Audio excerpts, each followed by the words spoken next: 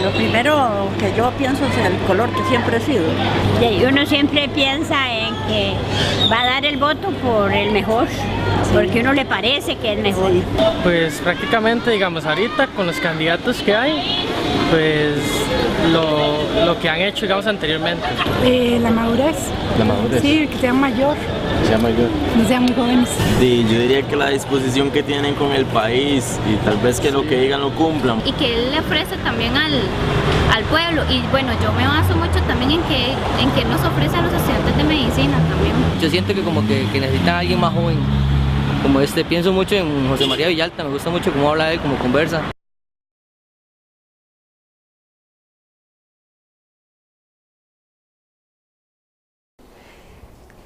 Pienso que es difícil saber qué es lo que va a definir el voto en este momento, porque tuvimos el largo periodo bipartidista o bipolar, en que la mayor parte de la gente, por lo menos 2/3 partes, tenía una lealtad partidaria fuerte. Desde 1998 hubo una fuerte reacción contra el bipartidismo, contra ambos partidos en realidad, con las formas de negociación, con las formas en que se habían desdiferenciado y también en parte creo por los gobiernos de los hijos de los caudillos, que fueron como un bajón, porque había mucha expectativa que de alguna forma pudieran reeditar los logros de sus padres y no lo hicieron. Entonces, digamos, durante las 2 elecciones siguientes, el PUSC implota, básicamente, ¿verdad? Es decir, la gente que tenía lealtad por el PUSC vota por otros partidos, muy pocos se abstienen, ¿verdad? Y lo que va quedando, entonces, esa lealtad partidaria se va erosionando, digamos, entre 1998 hasta la actualidad, y lo que va quedando es un puñito mínimo de lo que era el Partido Liberación Nacional. Entonces, lo único que va quedando es una Liberación mucho más débil de lo que era en el pasado, 14-15% de toda la población, pero es lo único que queda. Bueno, yo creo que, digamos que estas elecciones, uno podría decir que tienen 3 rasgos singulares, me parece a mí, este proceso electoral.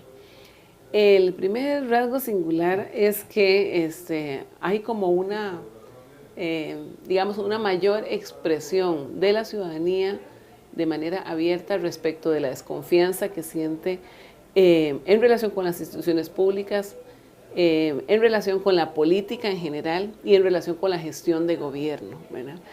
No es solamente en relación con los partidos políticos, sino que digamos, este proceso electoral muestra como una, digamos, como una expresión más fuerte de la desconfianza.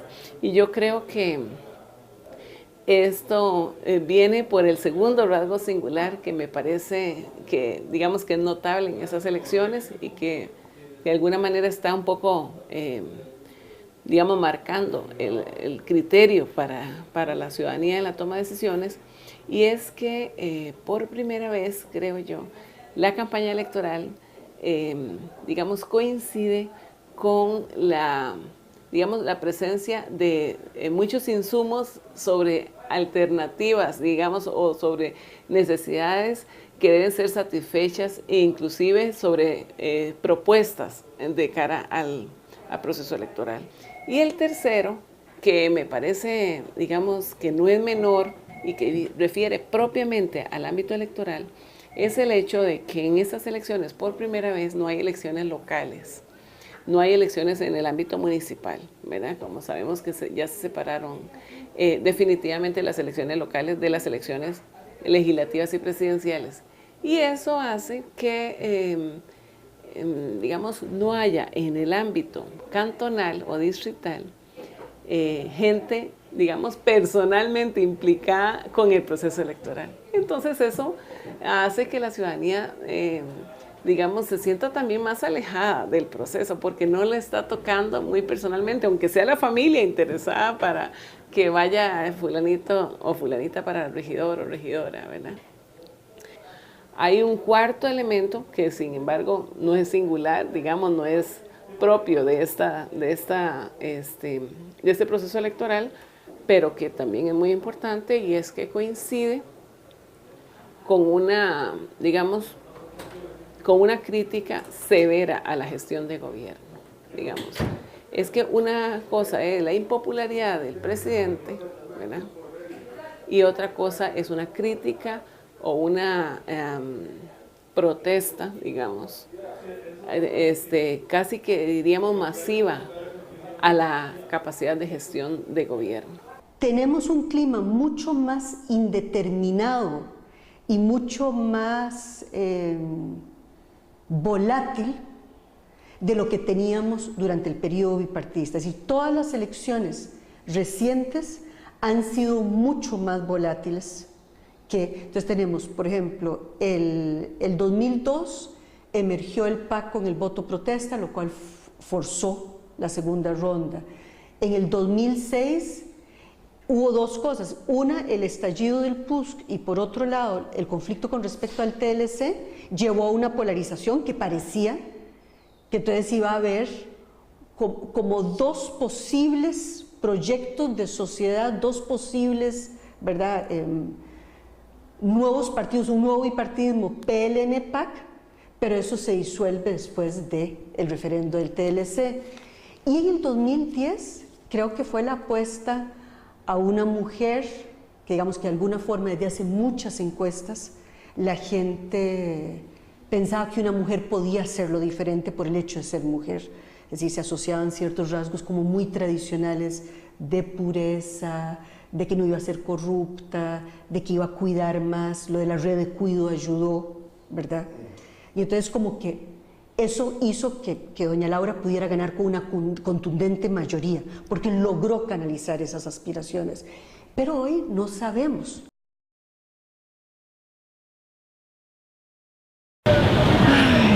Costaría mucho, porque decir, más bien uno con esas propagandas tan estúpidas que hacen y con esos viajes que hacen, más bien como que a uno lo dejan pensando, es decir, ¿van a ser presidentes para qué? En realidad eso no me ayuda en nada, porque eso es propaganda. Esto ellos lo hacen por propaganda, a mí eso no me dice nada. A mí la campaña no me ayuda a definir el voto.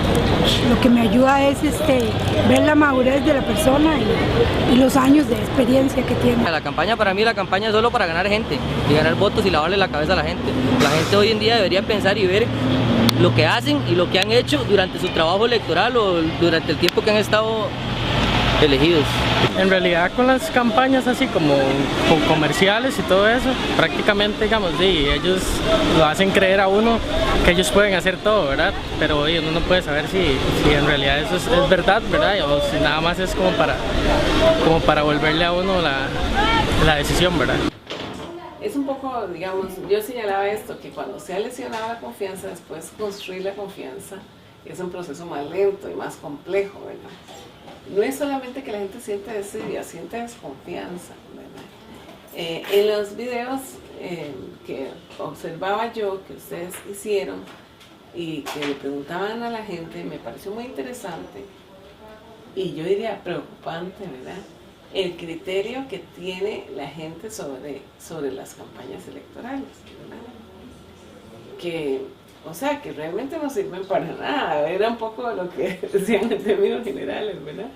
Que para lo que servían era para ir a comprar un voto, digamos, que era un poco de comprar un voto. Y yo creo que, digamos, ahí sí podríamos pensar en el Tribunal Supremo de Elecciones, de que hacer publicidad respecto de la campaña electoral. La campaña electoral es mostrar a una persona que se atreve, porque hay que atreverse, ¿verdad?, a presentar su nombre para representar las voces de los demás. O sea, hay que recuperar al político, o hay que recuperar la figura del político, porque esto es la vida democrática, si no, ¿qué hacemos? En el Vox Populi a mí no me parecen descabellados los criterios que tienen las personas para decidir su voto. Digamos, hay dos que me parecen centrales que yo igual uso. Una es la trayectoria de la persona que se está postulando y del grupo que está detrás de esa persona, y la segunda son las ideas y las propuestas. Es decir, francamente, yo también decidiría, o voy a decidir mi voto por esos dos factores. Sin embargo, la prensa y lo que vos decías de que las campañas no ayudan, digamos, a dar información fidedigna sobre estos temas, hacen que las personas no terminen conociendo demasiado sobre las trayectorias de las personas, ¿verdad?, que se están postulando, y tampoco sepan demasiado de sus ideas. Pienso que podría haber un papel importante de la academia en ayudar a traducir eso, en ayudar a traducir en negro y blanco qué significa eso. Porque hay, digamos, desigualdades importantes en el acceso a los medios de comunicación y en particular a la televisión, ¿verdad?, que es clave para que la gente pueda informarse. Entonces, hay una dificultad y que tiene que, digamos que está vinculada con el tema del acceso a los recursos económicos que tengan los partidos para presentarse. Usted sabe que los bonos están suspendidos para esta campaña. Entonces, los partidos están con enormes dificultades para financiar sus campañas. Y eso podría ser una buena cosa desde el punto de vista ciudadano, ¿verdad? Porque podría ser que no nos van a atiborrar, porque si hay algo claro en el Vox Populi, es que esos anuncios a la gente no les sirven para tomar la decisión. Y además lo que hacen es enmarcar la campaña. Entonces, el problema que tienen las campañas financiadas es que le permite a los partidos que tienen dinero, los partidos con dinero y los partidos que más dinero tienen, colocar el foco de la campaña en un lugar y dejar en la penumbra otras cosas. Si nosotros pudiéramos de alguna forma sacar de la penumbra estas otras cosas y si pudiéramos construir debates que nos permitan ver en negro y blanco qué está proponiendo cada cual y qué implicaciones tiene eso para las vidas de las personas, creo que podría mejorar muchísimo la campaña. Se supone que la iglesia y el Estado están separados, que son dos campos diferentes, se supone. Pero creo que si la iglesia ha entrado a ese campo es por carencia de organizaciones que hagan algo similar. Igual no pienso que la Iglesia Católica tenga que meterse, digamos, como directamente, digamos, en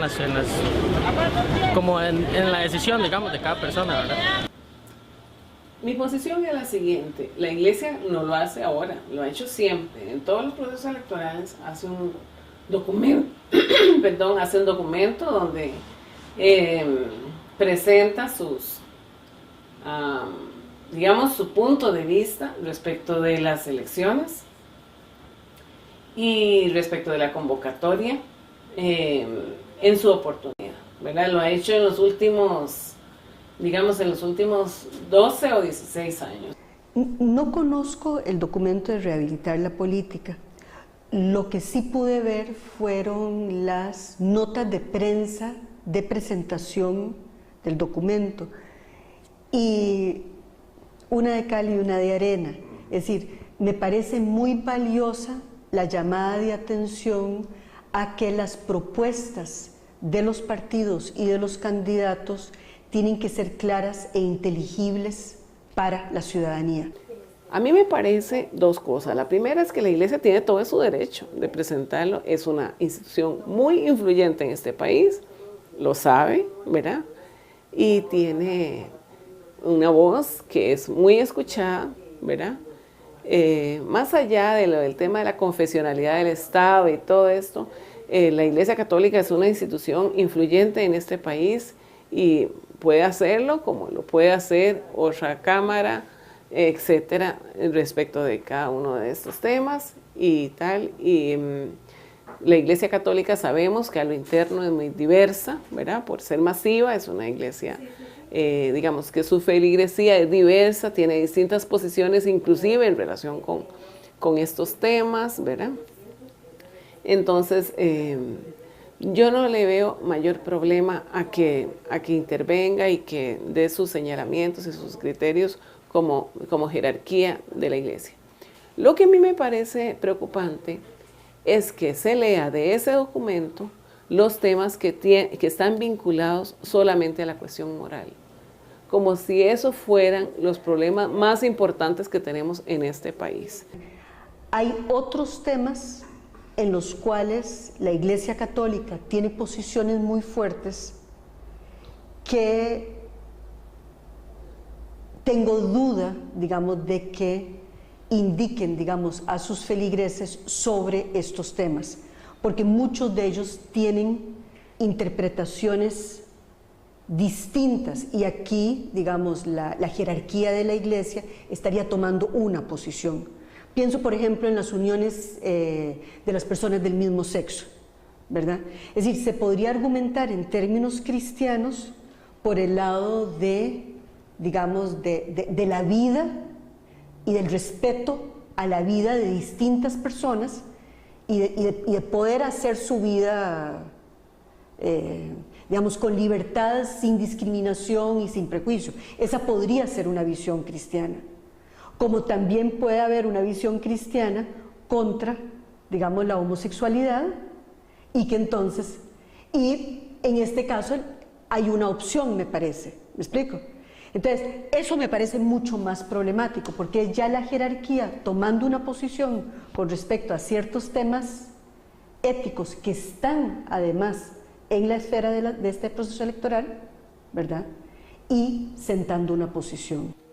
Lo que sí es importante es retomar que los problemas de que, como llama la Iglesia, de la importancia de rehabilitar la política, o sea, de recuperar la política en sentido democrático como una aspiración al fortalecimiento de la democracia para el reconocimiento de derechos de todas las personas, eso sí está en el fondo del asunto y hay una serie de deudas para el reconocimiento de los derechos, por ejemplo, de la población joven vinculada con el tema, todo el tema del empleo, de los rezagos que tenemos en infraestructura física, en infraestructura vial, en infraestructura portuaria, aeroportuaria, bueno, no digamos en relación con la producción agropecuaria. Hay una serie de temas, de asuntos que son clave, que nosotros necesitamos decidir sobre ellos, optar de manera mucho más incluyente respecto de nuestra población para insertarnos de mejor manera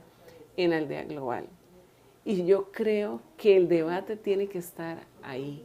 Si nos centramos en que yo no voto por esa persona, porque esa persona piensa distinto que mí, distinto de lo que yo pienso en relación, por ejemplo, con fecundación in vitro, estamos perdidos. O sea, estamos desenfocados de cuál país queremos. Siempre va a haber personas, seguro, en la toma de decisiones que van a pensar distinto que yo en relación con esos temas, y además no me voy a poner de acuerdo nunca, ¿verdad?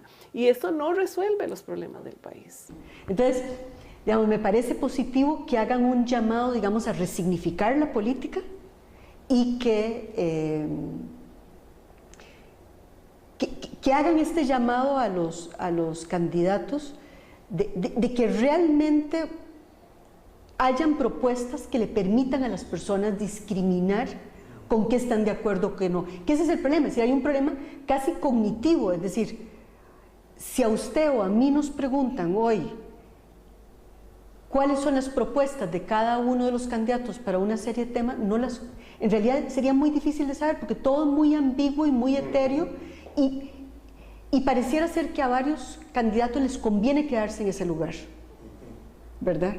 Porque entre más etéreo, más fácil va a ser que voten por propuestas que tal vez la gente no apoyaría si supieran lo que realmente quieren hacer, ¿verdad? Entonces, esa parte de la Carta a los Obispos me parece que está bien. La otra, de meterse sobre ciertos temas polares, con ciertas posiciones de la jerarquía que podrían tener otra interpretación desde el punto de vista de una doctrina cristiana, me parece problemático.